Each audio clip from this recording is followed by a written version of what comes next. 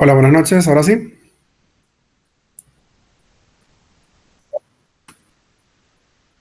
Ok.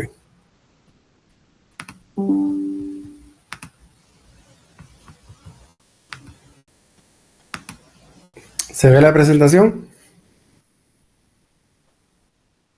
Listo. Bien, buenas noches con todos. Eh, Tenía una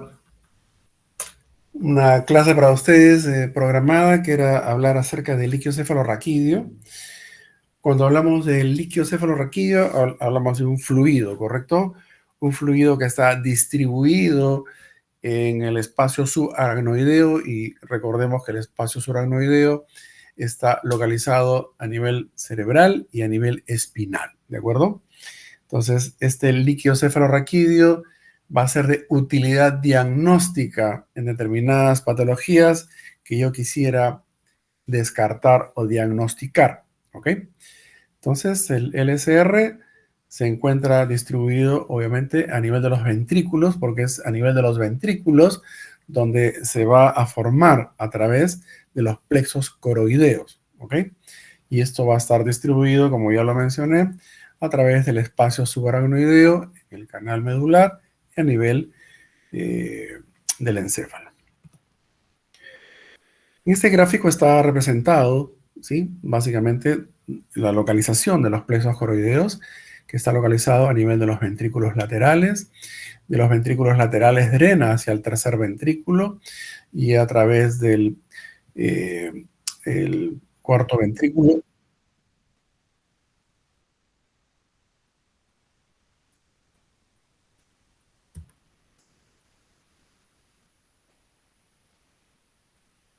Ya, ahora sí se ve. Sí, doctor, sí, sí. Ok.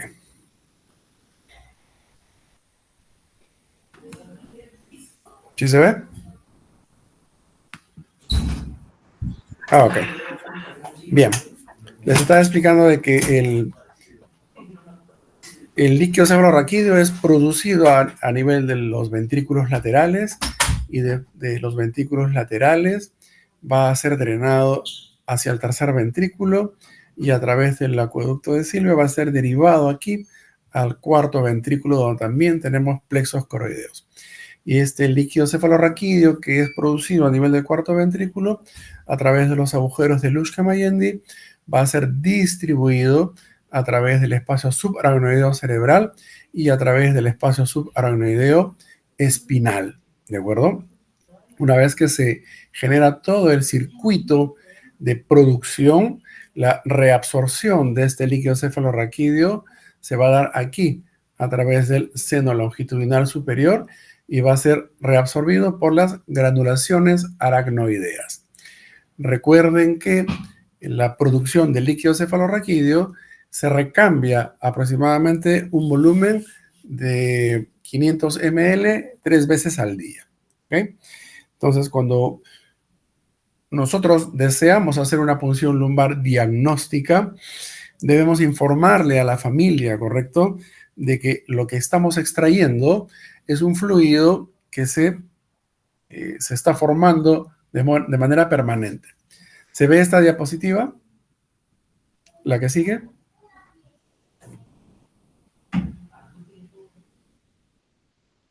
Sí, ¿se ve? Ok. Un desfase, creo, ¿no? Ok.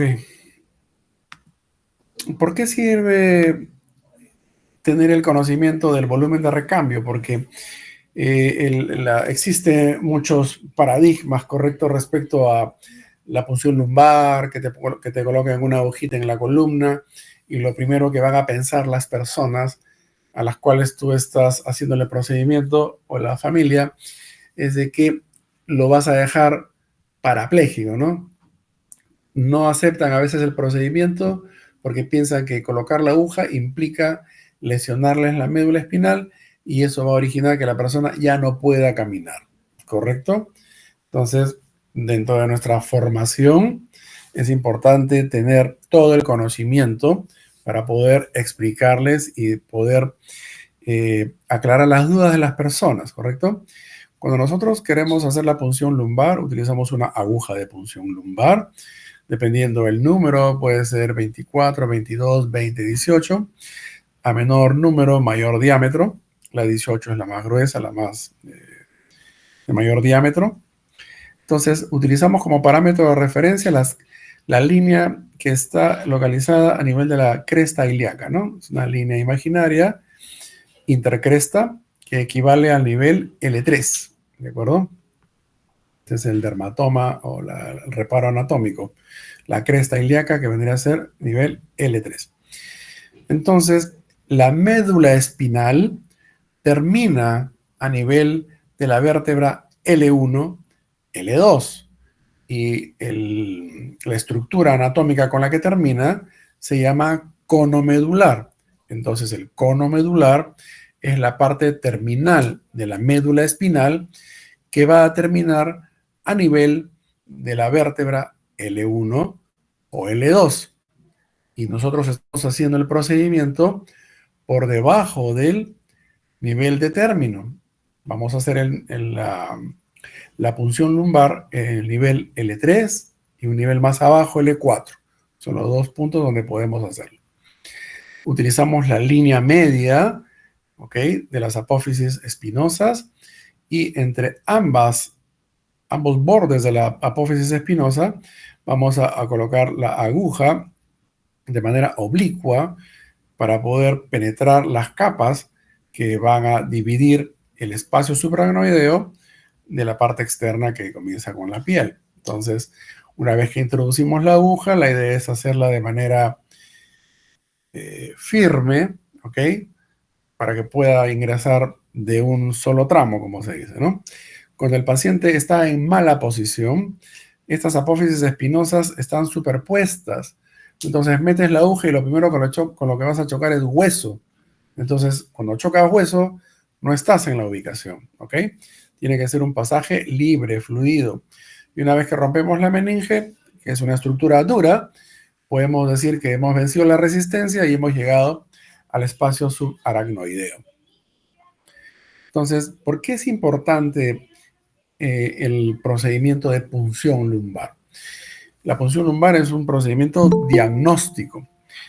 Si una persona tiene criterios clínicos de infección del sistema nervioso central, es decir, puede tener cefalea fiebre, cefalea náuseas vómitos, cefalea con deterioro del estado neurológico, cefalea con crisis convulsivas, entonces estoy obligado a pensar que esta persona puede estar haciendo un proceso infeccioso del sistema nervioso central.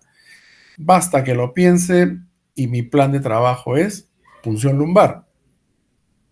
De ahí la importancia de que tenemos que hacer unidad clínica para poder realizar un procedimiento, ¿no?, un plan de trabajo. Entonces, si creo que tiene infección del sistema nervioso central, ok, debo plantear una punción lumbar. Hemos visto que el líquido cefalorraquídeo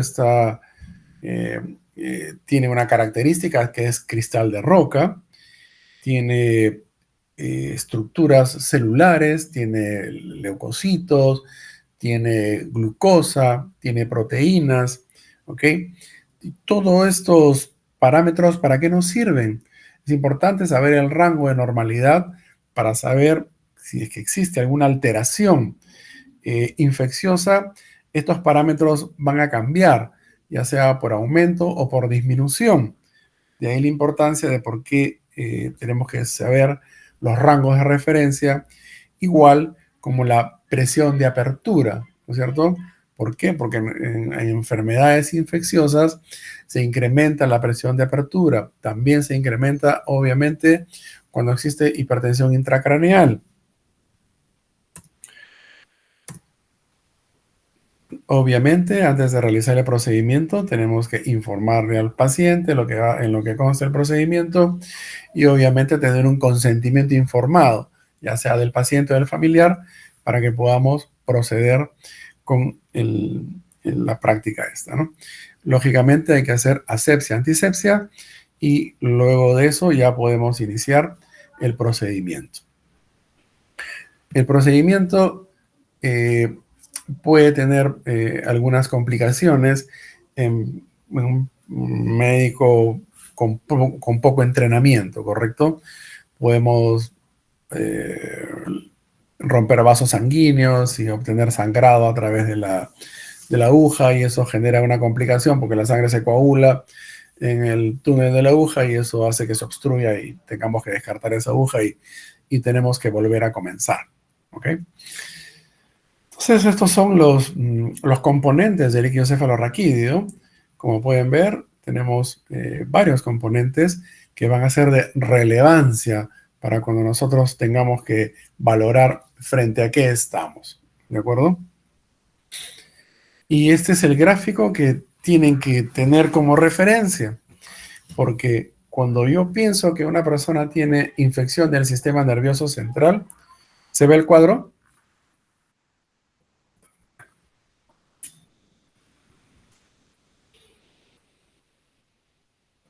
Ah, ok. Bueno, parece que estoy haciendo algo mal. Sí se ve, ¿no?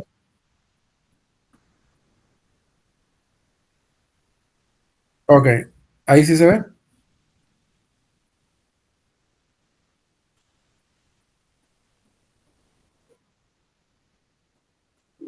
Ya está. Entonces, miren los componentes, ¿de acuerdo? Miren los componentes. Cada componente va a tener, obviamente, un aspecto clínico de relevancia, ¿correcto? Me importa la glucosa, me importa las proteínas, me importa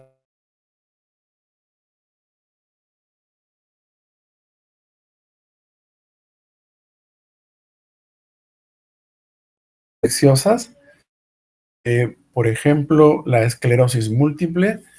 Dentro de los criterios diagnósticos está la detección de las bandas oligoclonales, ¿ok? Y las bandas oligoclonales básicamente es eso, globulinas, son inmunoglobulinas. Entonces, cuando yo sospecho de un paciente que tiene esclerosis múltiple, voy a hacer una punción lumbar. Este paciente no tiene criterio de infección. Este paciente, básicamente, lo que vamos a buscar es la presencia de bandas oligoclonales, ¿ok? Entonces, tengo un diagnóstico clínico, tengo un diagnóstico radiológico y necesito un diagnóstico de LCR mediante la presencia de bandas oligoclonales, ¿de acuerdo? Es parte del esquema de diagnóstico. Lo mismo pasa, por ejemplo, en otras enfermedades que no tienen nada que ver con las infecciones del sistema nervioso central, como por ejemplo el síndrome de Guillain-Barré. En el síndrome de Guillain-Barré, también el líquido cefalorraquídeo es un criterio diagnóstico. Tenemos el criterio diagnóstico clínico, tenemos el criterio diagnóstico del líquido cefalorraquídeo y luego tenemos el criterio diagnóstico neurofisiológico, que es la electromiografía. Entonces, ¿qué espero encontrar en un paciente con Guillain-Barré? Una disociación albúmino-citológica. Es decir, que la proporción de elevación de proteínas no es racional, no es congruente con la elevación celular. Y hay hasta un 10% donde pueden no haber cambios en el LCR. ¿Ok? Entonces, como pueden ver, el líquido cefalorraquídeo también me sirve como criterio diagnóstico en otras patologías no infecciosas. Pero para lo que más usamos es para esto, para enfermedades de tipo infecciosa. Y dentro de este grupo tenemos los problemas de meningitis bacteriana, tenemos la meningitis tuberculosa, tenemos las encefalitis virales y también tenemos los, los procesos micóticos, ¿ok? Meningitis por hongos. Entonces, ¿cómo suele ser? ¿Qué espero encontrar? Obviamente en las características del líquido cefalorraquídeo, acá tenemos los valores de las células, de las proteínas, de la glucosa y la tensión Gram, ¿no es cierto? Eh, Cuando existe la meningitis bacteriana, va a haber fiebre, va a haber cefalea, va a haber deterioro del estado neurológico, pero ¿cuál es la característica? Es un paciente que se deteriora rápido, es un paciente que progresa rápidamente su deterioro neurológico, ¿sí? El estado de alerta, la confusión, el delirio, las crisis convulsivas, en fin. Eso es un proceso de evolución rápida. Clínicamente, un paciente que viene con una evolución rápida de deterioro del estado neurológico en un contexto de cefalea, fiebre y deterioro, debo pensar que tiene infección del sistema nervioso central y la causa más probable es que sea de tipo bacteriano. ¿Ok? A diferencia de las encefalitis virales, las encefalitis virales van a producir un contexto confusional, puede haber dolor de cabeza, puede haber fiebre, puede haber deterioro del estado de alerta, pero estas encefalitis suelen remitir pronto, ¿ok? Y no hay tanto compromiso del estado neurológico general, o sea, no hay tanta depresión, compromiso del estado clínico. Luego tenemos las otras con las que tenemos que lidiar y hacer la diferenciación, que son las meningitis tuberculosas. Y ahí viene un poco el criterio clínico. Les he mencionado que la meningitis bacteriana es de evolución rápida, ¿ok? Se deterioran rápidamente. Sin embargo, en las meningitis tuberculosas vemos que la evolución es subaguda. Son pacientes que vienen con cuadros de estado subfebril, cefalea, astenia, que tienen por lo menos un par de semanas, ¿ok? Vienen con ese rango de tiempo, no es agudo, vienen 2, 3 semanas con esta sintomatología y luego ya en la parte más cercana al deterioro neurológico es donde se van agregando los demás síntomas, ¿no? Un mayor deterioro del estado de alerta, un mayor deterioro en el estado confusional, delirio, lenguaje incoherente, y todo eso se debe a lo que se va generando en el proceso inflamatorio a nivel de las meninges del cerebro. Entonces, ya hemos dicho que el aspecto del líquido es cristal de roca, es transparente. Y esto es paralelo a los procesos de encefalitis viral. En la encefalitis viral, el líquido cefalorraquídeo suele ser cristal de roca. Algunas veces puede ser un poco opaco, pero básicamente es como si fuera un líquido. La característica con estos de que las células se van a incrementar a predominio de los mononucleares, ¿de acuerdo? Las proteínas tienen un incremento, pero no es muy significativo, y en las encefalitis virales nunca hay compromiso o hay consumo de glucosa, ¿de acuerdo? Eso es muy importante.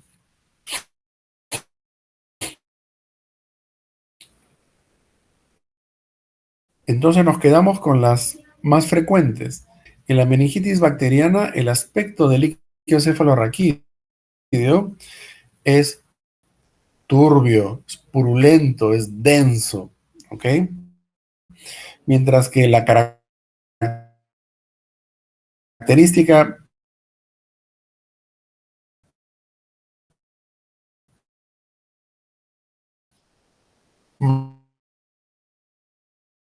más resaltante del líquido cefalorraquídeo, podemos con colitis viral, líquido que es purulento, eh, eh, y en las meningitis tuberculosas son líquidos de tipo turbio amarillento, ¿ok?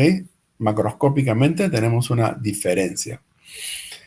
Las células, hemos dicho que son de 0 a 10, los leucocitos, y estos están formados por polimorfonucleares y mononucleares. Y en las meningitis bacterianas, la celularidad es a predominio de polimorfonuclear, en el 90%, ¿ok? Y como podemos ver, el índice de incremento de célula es muy alto. Hay alta producción celular, ¿ok? Y esta alta celularidad es de tipo polimorfo nuclear. Las proteínas sí se van a incrementar en un rango entre 100 y 500, unas 10 veces más del promedio. Y aquí hay un tema que se empieza a consumir la glucosa, ¿ok? Hay hipoglucorraquia, ¿de acuerdo? Entonces, cuando tengas un líquido cefalorraquídeo con consumo de glucosa, pueden pasar dos cosas. O estoy frente a una meningitis tuberculosa o estoy frente a una meningitis bacteriana, ¿sí? Pero también las meningitis por criptococo, ¿ok? Que son las micóticas, también tienen alta producción de consumo de glucosa. Lo diferencia básicamente la celularidad. Entonces, consumo de glucosa muy marcado en criptococo, bacteriana y tuberculosa. Entre bacteriana, tuberculosa y criptococo, la que más te tira al piso la glucosa es el criptococo. Luego viene la tuberculosa y luego viene la bacteriana. ¿Ok? Entonces, cuando tengo este aspecto clínico en la meningitis tuberculosa, el consumo de glucosa, como podemos ver, el incremento de proteínas es bastante significativo, ¿de acuerdo? Y a diferencia de la bacteriana. Pero aquí hay un tema. En las meningitis tuberculosas, las células que se van a incrementar son mononucleares. Bacteriana es polimorfonuclear y la meningitis tuberculosa es mononuclear. ¿Ok? En estadios iniciales de la infección, predominan en las tuberculosas los polimorfonucleares, como una bacteriana, pero posteriormente hace un viraje y empieza a predominar el mononuclear. Ya sea una meningitis bacteriana, ya sea una meningitis tuberculosa o una meningitis por criptococo, todas tienen pronóstico reservado. ¿De acuerdo? Hemos tenido 3 meningitis por criptococo el año pasado en pacientes inmunocompetentes y uno inmunosuprimido, porque eso depende del tipo de serológico del criptococo. Todos han recibido el tratamiento con el anfotericin y todos han llegado a tener estadios neurológicos bastante deteriorados, ¿ok? Prácticamente con alta probabilidad de muerte. Sin embargo, han podido salir del problema. Obviamente el tratamiento es largo, implica mucho monitoreo de medio interno, pero al final salieron los 3 pacientes. Obviamente tienen su secuela neurológica, pero no llegaron al exitus letales, ¿no? Entonces, cuando hablamos de líquido cefalorraquídeo, me enfoco en un fluido que me sirve como diagnóstico, ¿de acuerdo? Me sirve como diagnóstico en enfermedades infecciosas y también enfermedades autoinmunes, como por ejemplo, o que tengan reacción inmune, como por ejemplo síndrome de Guillain-Barré o también esclerosis múltiple. Y también en algunas hidrocefalias normotensivas, que son las hidrocefalias del adulto mayor, podemos utilizar drenaje de líquido cefalorraquídeo de tipo terapéutico, ¿de acuerdo? Esto también es un dato importante. En estos pacientes con criptococo, estos pacientes hacían mucho cuadro de hipertensión intracraneal y les teníamos que hacer punción lumbar cada 3 días para bajar la presión intracraneal, ¿no? O sea, era una punción lumbar de tipo terapéutica, ¿no? Para hacer drenaje, para bajar la hipertensión intracraneal. Muchos de ellos hacían deterioro del estado neurológico por hipertensión craneal. Entonces hacíamos punción lumbar para drenaje, ¿no? Para descomprimir. Y eso también lo podemos hacer en algunos adultos mayores que hacen síndrome de Hacking-Adams, donde hay hidrocefalia normotensiva, pero estos pacientes por la hidrocefalia empiezan a tener trastornos de la marcha y trastornos esfinterianos, ¿no? y utilizamos el drenaje de LCR como tratamiento. Le bajamos la hipertensión intracraneal y mejora el cuadro clínico. ¿De acuerdo? Eso es lo que tenía que presentarles respecto a liquiocefalorraquídeo, ¿no? La importancia de LCR en el contexto clínico, o sea, debo pensar, debo sospechar que tiene tal o cual enfermedad, y es ahí donde me ayuda a definir el diagnóstico. ¿Tienen alguna pregunta? Doctor, buenas noches. Una consulta, ¿a qué se refiere con presión de apertura y por qué se ve aumentado en los procesos infecciosos? Claro, acuérdate que estamos hablando de un sistema cerrado, ¿verdad? El líquido cefalorraquídeo se produce en el plexo coroideo y se reabsorbe en el seno longitudinal, ¿no? En las granulaciones aracnoideas. Cuando se genera un proceso infeccioso, se va a incrementar la presión intracraneal, y la presión intracraneal se traduce en aumento de volumen de líquido cefalorraquídeo, que va a generar presión, aumento de presión. Por eso es que cuando hacemos la punción lumbar, el líquido cefalorraquídeo sale a tensión, sale de alto flujo, ¿ok? Como pueden ver ahí, el parámetro de referencia era hasta 150. Hemos tenido pacientes que han llegado hasta 300 de presión de apertura. Incluso dentro del monitoreo que se hace en pacientes con criptococo, los infectólogos te piden la presión de apertura de inicio, ¿no? Porque cuando hacemos las PLs terapéuticas para bajar la presión, un criterio clínico de mejoría es justamente ver que la presión, la presión de apertura ya no está elevada. Ese es un criterio clínico de mejoría. ¿De acuerdo? Sí, doctor, gracias. ¿Tienen alguna otra pregunta? Doctor, ¿y los vómitos explosivos pueden estar presentes solamente en la meningitis tuberculosa o también puede presentarse en algún otro caso? Cuando tú hablas de vómito explosivo, lo que estás hablando es de hipertensión intracraneal. ¿De acuerdo? Entonces, la hipertensión intracraneal puede ser hidrocefalia. Vamos a suponer que un paciente tiene un tumor de plexo coroideo que le origina una hidrocefalia. Esa hidrocefalia va a originar incremento de la presión intracraneal y se va a traducir dentro de ellos con vómitos explosivos. Lo mismo que pasa con un paciente infectado, ¿no? O sea, la infección produce aumento de presión intracraneal y eso explica el vómito explosivo. Pero también hay otros mecanismos como procesos obstructivos al flujo de líquido cefalorraquídeo, donde se genera una hidrocefalia obstructiva, hipertensiva, y eso origina el vómito explosivo. Hay tumores de plexo coroideo que obstruyen el drenaje y eso hace que se genere hidrocefalia retrógrada, ¿no? Es un criterio clínico. Un fondo de ojo también ayuda, ¿verdad? Para ver papiledema, ¿no? ¿De acuerdo? Gracias, doctor. ¿Tienen alguna otra pregunta?